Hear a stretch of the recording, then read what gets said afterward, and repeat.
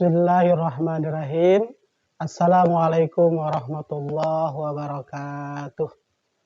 Alhamdulillahilladzi syarafana bi khatamin nabiyyin wa kunna khairu ummatin ukhrijatil alamin. Asyhadu an la ilaha illallah al-malikul haqqul mubin wa asyhadu anna Muhammadan abduhu wa rasuluh shadiqul wa'dil amin, amma ba'd. Qala rabbi shrah li sadri wa yassir li amri wahlul 'uqdatam min lisani yafqahu qawli wala haula wala quwata illa billahil aliyil azim. Segala puji bagi Allah yang masih memberikan kesehatan dan kesempatan kepada kita semua. Alhamdulillah pada siang hari ini kita masih dipilih oleh Allah Subhanahu wa taala untuk bisa melaksanakan ibadah saum di 10 hari yang terakhir bulan Ramadan. Mudah-mudahan amal ibadah saum kita diterima oleh Allah Subhanahu wa taala. Salawat beserta salam kita limpah curahkan kepada baginda alam Nabi besar Muhammad sallallahu alaihi wasallam. Ikhwan fillah rahimakumullah, sebagaimana kita ketahui bahwasanya Rasulullah SAW bersabda, Ar-Ramadan awaluhu rahmatun, wa usatuhu magfiratun, wa akhiruhu itqun minan nar. Ramadan 10 hari pertama adalah rahmat kasih sayang Allah, 10 hari kedua adalah magfirah ampunan Allah, dan 10 hari ketiga adalah itqun minan nar, pembebasan dari api neraka. Dan alhamdulillah Allah takdirkan kita sudah masuk ke fase yang ketiga, fase itqun minan nar. Mudah-mudahan kita semua terbebas dari panasnya api neraka. Amin ya rabbal alamin. Dalam Al-Quran Allah Subhanahu wa taala berfirman, surat Maryam ayat 71, A'udzubillahi minasyaitonirrajim. Bismillahirrahmanirrahim. Wa in minkum illa wariduha ila rabbika hatman maqdiyya. Wa in minkum, dan tidaklah kalian illa wariduha, kecuali akan melintasi neraka tersebut. Alallahi, atas Allah, hatman maqdiyya, kepastian yang ditentukan. Jadi semua manusia dipastikan melewati neraka jahanam tersebut. Rasulullah SAW bahkan orang yang paling pertama melewati neraka jahanam tersebut.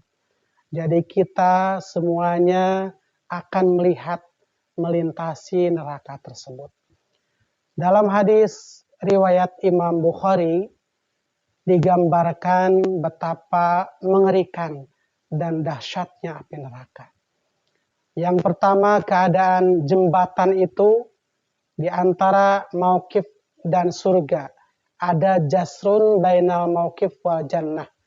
Jembatan antara mauqif dan surga. Mauqif itu kalau secara harfiah itu adalah terminal. Mauqifi sayaroh, terminal kendaraan. Kemudian di seberangnya ini adalah sorga.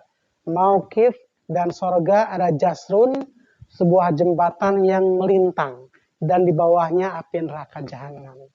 Nah, sifat jembatan tersebut dikatakan oleh Rasulullah SAW dalam hadis riwayat Imam Bukhari, pertama, licin dan menggelincirkan. Licin, menggelincirkan semua yang melintasi sirat tersebut. Yang kedua adalah halus dan sangat tajam. Kemudian di kanan kirinya ada pengait dari besi-besi yang sangat runcing yang siap mengait orang yang melintasinya. Jadi sangat mengerikan sekali orang-orang ketika melihat betapa mengerikannya neraka jahanam. Kemudian kondisi manusia ketika melintasi sirat tersebut untuk mencapai surga itu beberapa keadaan. Yang pertama ada yang melintas dengan kalbarkil khotib, seperti kilat menyambar. Kecepatan kilat 30.000 km per detik. Maka hanya beberapa detik saja dia sudah sampai ke pintu surga. Ada juga orang yang melintas, kata Rasul, seperti angin yang berhembus. Beberapa menit saja sampai ke dalam surga. Ada juga orang-orang yang melintas sirat tersebut seperti burung yang terbang mengepakkan sayapnya, berjam-jam sampai ke sorga. Ada juga yang seperti kuda balap yang sangat kencang berlari, maka dia pun sehari penuh sampai ke sorga. Dan ada yang berjalan dengan merangkak, kemudian tergelincir masuk ke dalam api neraka. Subhanallah. Mungkin itu adalah pilihan. Ketika kita banyak amalnya, maka tiket yang kita beli untuk melintas pun banyak. Salah satu hadis mengatakan orang yang melintasi sirat dengan secepat kilat adalah orang-orang yang melaksanakan sholat fardu yang 5 waktu dilaksanakan dengan berjamaah. Bisa kita bayangkan, kalau saja seorang sholat duhur berjamaah dapat pahala 27, asar 27, kemudian maghrib 27, sehari dapat berapa pahalanya? Maka ketika sebulan dia pun punya banyak sekali. Tetapi ketika seseorang, misalkan dia sholat duhur sendiri dapat 1, asar sendiri dapat 1, maghrib 1, begitu. Sehari cuma dapat 5 pahala saja. Ketika misalkan di tempat kita, seorang DKI mengatakan, ayo kita bulan depan, kita study tour untuk ke Malaysia misalkan, untuk melihat bagaimana pengelolaan masjid di sana.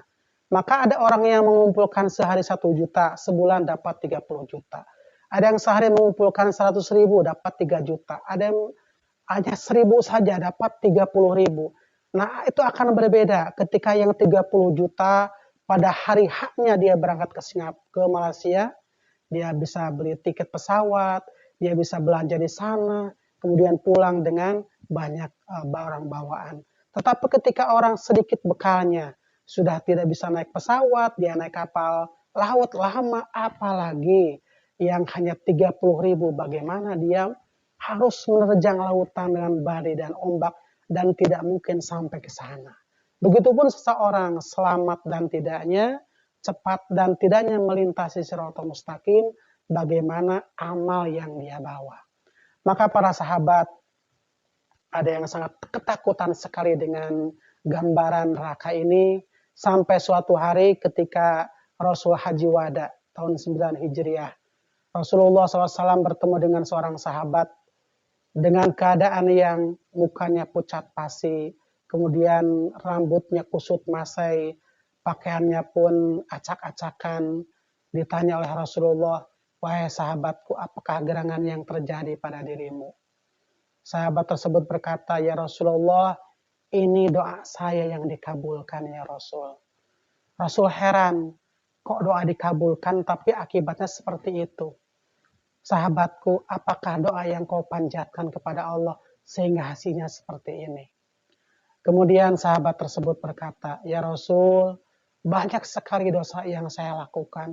Dosa mata saya, dosa telinga saya, dosa mulut saya, dosa kaki saya, dosa tangan saya. Dan pasti saya masuk neraka ya Rasulullah. Dan yakin neraka sangat berat siksaannya ya Rasul. Maka saya berdoa kepada Allah agar diringankan siksaan saya di neraka dengan dibagi siksaan di dunia. Jadi saya minta di dunia disiksa agar ringan siksaan di neraka nanti. Dan hasilnya seperti ini ya Rasulullah. Kemudian Rasul pun memeluk sahabat tersebut dan menepuk bahunya dan berkata, wahai sahabatku, maukah aku tunjukkan, aku ajarkan sebuah doa yang dengan doa itu kau akan selamat di dunia, selamat di akhirat, dan selamat dari api neraka. Sahabat tersebut mengatakan, mau ya Rasulullah. Rasul pun kemudian menuturkan membacakan surat Al-Baqarah ayat 201 yang berbunyi, Rabbana atina fid dunya hasanah wa fil akhirati hasanah wa qina adzabannar. Rabbana, Tuhan kami, atina, berikanlah kepada kami fid dunya, di dunia, hasanah, kebaikan, wa fil akhirati, dan di akhirat hasanah, kebaikan, wa qina, dan peliharalah kami adzabannar, dari siksa api neraka. silahkan baca doa ini, insya Allah kau akan selamat dunia, selamat akhirat, dan selamat dari api neraka. Ikhwan fillah rahimakumullah, doa ini secara redaksi sangat luar biasa. Ketika doa itu kita lihat ada dua macam ya. Yang pertama diawali dengan Rabbana, yang kedua dengan Allahumma. Kalau Allahumma artinya ya Allah.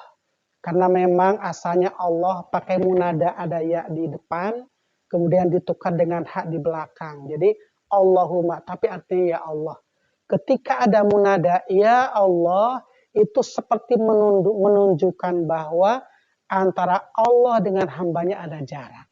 Seperti seorang ibu manggil anaknya, hei anakku, sini makan dulu. Berarti ada jarak antara ibu dan anak tersebut.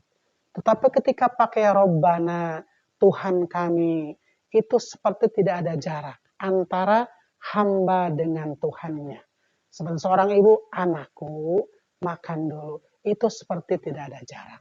Maka Rabbana atina pun ini adalah doa yang sangat luar biasa. Kita dawamkan setiap pada sholat fardu. Rabbana atina fid dunya hasanah wa fil akhirati hasanah wa qina adzabannar. Bahkan dalam tawaf itu dijadikan doa dari antara sebelum Hajar Aswad, dari mulai Hijri Ismail, kemudian juga keliling terus. Nah, sebelum Hajar Aswad maka doanya sama semuanya, itu adalah Rabbana atina fid dunya hasanah wa fil akhirati hasanah wa qina adzabannar. Nah, ini adalah doa-doa yang diajarkan Rasulullah SAW. Ikhwan fillah rahimakumullah, mudah-mudahan kita semua dalam ibadah puasa ini kita diberikan kesehatan oleh Allah Subhanahu wa taala, bisa menghatamkan sampai Idul Fitri nanti kita kembali kepada kesucian, dan mudah-mudahan ibadah saum kita diterima oleh Allah Subhanahu wa taala, kita mendapat rahmat Allah Subhanahu wa taala, kita mendapat ampunan Allah Subhanahu wa taala, dan kita pun terbebas dari panasnya api nerakanya Allah Subhanahu wa taala. Itu mungkin yang dapat disampaikan, mudah-mudahan menjadi ilmu yang bermanfaat, dan kita pun sekali lagi bisa mengistiqomahkan doa surat Al-Baqarah tadi, Rabbana atina fid dunya hasanah wa fil akhirati hasanah wa qina adzabannar. Akhirul kalam, wassalamualaikum warahmatullahi wabarakatuh.